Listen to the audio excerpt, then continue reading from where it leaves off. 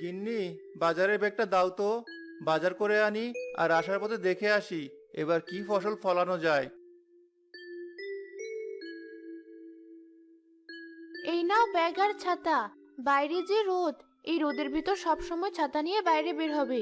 তোমাকে এর আগেও কতবার বলেছি এই কথা, কিন্তু তুমি বারবার ভুলে যাও। তুমি থাকতে আমি আর এত কষ্ট করে মনে রাখি কি করব বলো। তুমি আমার হাতে ছাতাটা ধরিয়ে দিলে আমার বেশি ভালো লাগে। আচ্ছা, এখন তাহলে আমি আসি। সাবধানে যেও।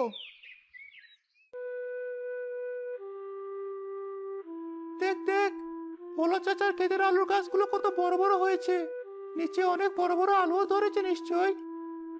হ্যাঁ, গরম গরম আলু সেদ্ধ দিয়ে ভাত খেতে খুব মজা লাগবে।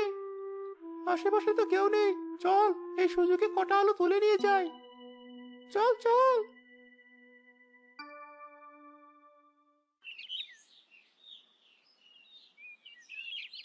মা, মা।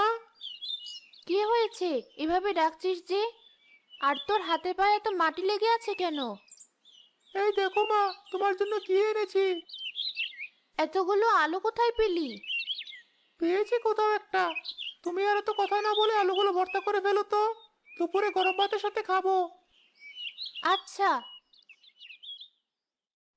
কালুর মা সেদিন আলু ভর্তা করার পর বাড়ির সবাই মিলে মজা করে আলু ভর্তা দিয়ে ভাত খেলো।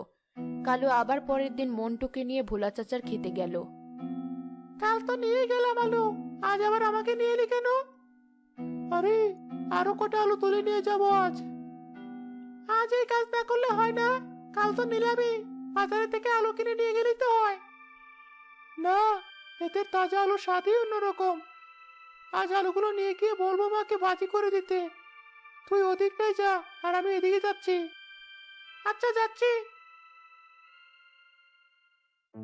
এই তো পেয়েছি আবার ক্ষেতের আলু চোরকে। আমার কষ্টের ফলানো আলুগুলো সব চুরি করে মাগনা মাগনা খাবে তাই না? একদিন আলু চুরি করে শখ মেটেনি, আবার ঠিক তার পরের দিনই এসেছে আলু চুরি করার জন্য। আহ, আমার কান চারণ বলছি। মন্টু, আমাকে বাঁচা। আয় আয়, কালুকে ধরে ফেললো নাকি? আমি তাড়াতাড়ি পালাই এখান থেকে। লাগবে না আমার কোনো আলু। মন্টু আবার কে? কোনো মন্টু টন্টু তোকে বাঁচাতে আসবে না। আজ আমি তোকে পিটিয়ে আমার কালকের আলুর দাম শোধ করব।